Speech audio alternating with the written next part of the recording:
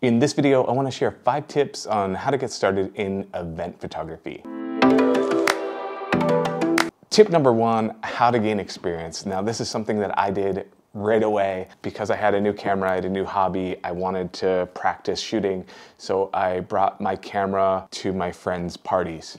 I went to the birthday parties, the going away parties, kids' parties, anything that there wasn't a professional photographer. Like, I wouldn't bring my camera to a wedding or somewhere where I would get in the way of the professional. But if you're just going to a casual event, bring your camera and practice shooting. It's a great way to gain experience. It's a great way to just hang out with all your friends and kind of spend time with all of them, because you ultimately want to photograph everybody at an event when you are hired to do it. So getting in the practice of walking around the venue or the space and just photographing everybody. And when it's with your friends, you feel more comfortable going up to them, and they have more empathy or sympathy for you. They recognize that you have a new hobby, and I feel like it's a low pressure situation where you can get some solid experience photographing an event. Okay, tip number 2, and this is your camera gear. I think just getting in the practice of doing the same things as you would on paid work, as you would on free work, just creates good habits. So let's go through a few of the things. You have a DSLR or a mirrorless camera. Either one is fine. They both work the same. Just make sure that you have a hot shoe on the top, and that's for this external flash.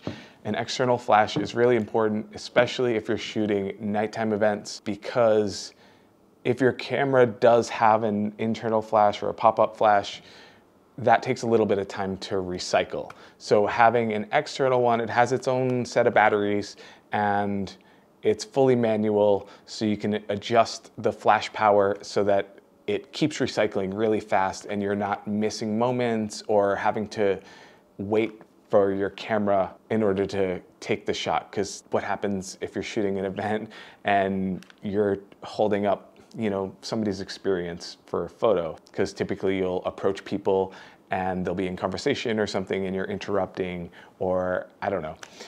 I just find that being able to work quickly and not let your gear get in the way is very helpful.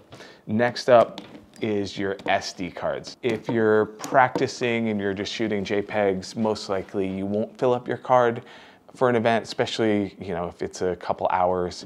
You most likely won't fill up a 128 gigabyte card or even a 64. But if you're shooting RAW, they fill up pretty quickly. So I like to have the card that's in my camera and then a backup. I just put it in my pocket. If you feel the need to shoot redundant and have 2 cards in your camera, and it does have 2 card slots, go for it. But the minimum, I think, just have 2 cards.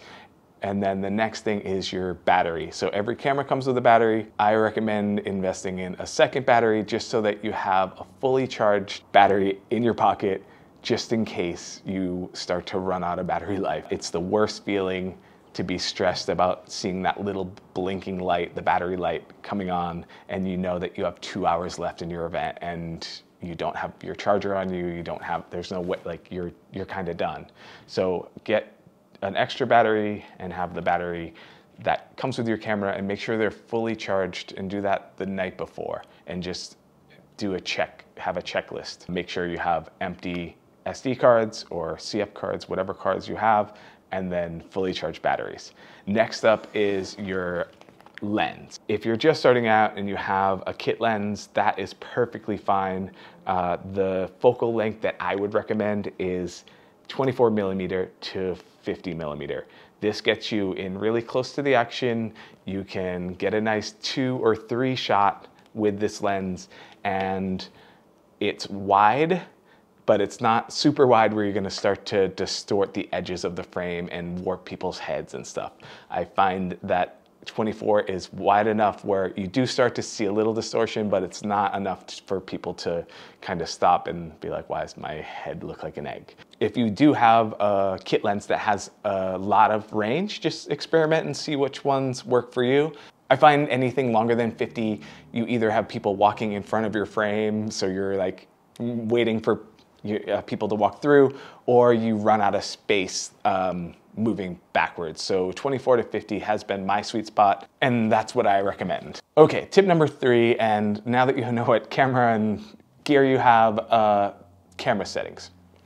So this is going to vary from event to event, and if you're working in a nighttime event versus a daytime event, if you're in open shade or direct sun, the settings that I typically use for outdoor daytime events, I will keep my camera in aperture priority, and I'll keep the aperture at f4, and then depending if I'm moving in and out of shade, I'll work my ISO up to say 400 or 800, as long as I don't have a super fast shutter speed or if it's maxing out. That's what I do for daytime events. In nighttime events, I use my camera, I use full manual control of my camera, and I'll have a starting ISO of 1600. Again, f4 is what I use.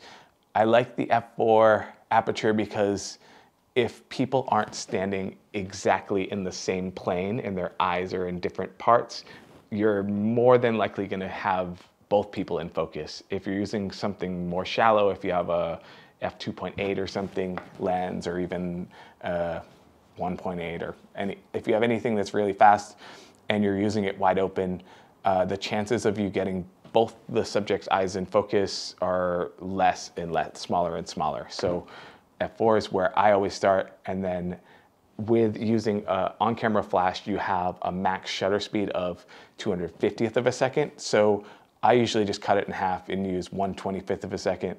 If you find that you're not getting enough light and you want to get some of the ambient light in, using a slower shutter speed like 1/60th of a second or 1/80th of a second will be perfectly fine, and you don't have to worry about motion blur, because if you're using an on-camera flash, this will freeze the motion. So you don't have to worry about camera shake or anything like that. There might be slight blur in the edges, but it's not noticeable. The person's face or body will be completely sharp. The next thing is the flash setting. Now, I talked about recycle time. I keep my flash in manual mode and then use the lowest possible flash power that it has. What this does is it allows you to get your fast recycle time. It also doesn't kill your battery. I've used the same set of batteries. These run on AA's. Some of the newer flashes have a battery pack, which is even better. But I've used the same set of AA's for multiple events, and only noticed after like the end of the third event that the recycle time is slower. So that lets you know that you have to just replace your batteries. So those are the camera settings, and they're just a starting point. They're a place to go, and if you're practicing at your friends' parties, then see what works for you. See if you like faster shutter speeds. See if you like slower, some advanced techniques. I'll probably make another video for like dragging the shutter and stuff like that, where you see like the light trails in the background and then have the person sharp. But just getting started, just get the basics, learn how to take a perfectly exposed photo and make people look good. My next tip is photo editing. Now, photo editing means two different things. One is adjusting your contrast, your colors, how your personal style is. I don't really have tips for that. I think, what your style is what your style is. The edit that I'm talking about is culling down the photos, getting the keepers. I use Lightroom for my photo editing. I find that it's really fast to go through a lot of photos all at once. And it's easy to star the photos, it's easy to flag them, and then at the end of your edit you have just all your favorites, and then you can export them. If you don't want to invest in photo editing software, then Photos works just as good. I am not familiar with it in the current version, but I definitely used it in the past. And then if you're on a PC, I don't really know how to help you. There's definitely Lightroom on PCs as well as Apple. And that leads me to the final and fifth step, and that is your photo sharing. So you've narrowed down, you've edited, and now you have to figure out how to get these files to your client or your friend. And there are multiple ways of doing this. I've done each one. The one that I currently use is Dropbox, and because this is my profession, I pay for it. It's monthly, 10 bucks a month. When I first started, I would make an album and put it on Facebook. You wanna make sure that you curate your edit and make it a little bit nicer than if you were gonna use Dropbox, because Dropbox sending a folder is a little bit more private. Facebook is public. Another free one is Flickr. That's again public, so I think curate that album. Another way that's free is WeTransfer. They give you 2 gigabytes for free. You send a transfer. The only catch with that is the link expires in 2 weeks. Let's face it, these days people are looking for photos right away and they usually download them right away. But I've had a problem in the past where they just waited too long to download the photos and then I had to re-upload another link. WeTransfer also does have a paid version, and this allows you to save all of your uploads and then resend them, and I think your links never expire. And then another way of sharing is Google Drive.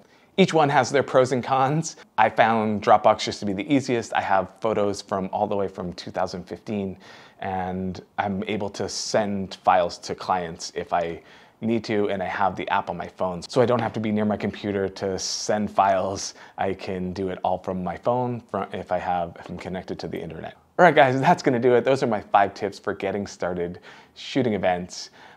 Shooting events can be a lot of fun. I know there's a lot of back-end work and there's a lot of just things to think about, but just get out there, get practicing. If you like photography and you wanna see some more videos, please press the subscribe button. Also, press that like button if you like this video and you got something out of it. All right, I'll see you in the next video.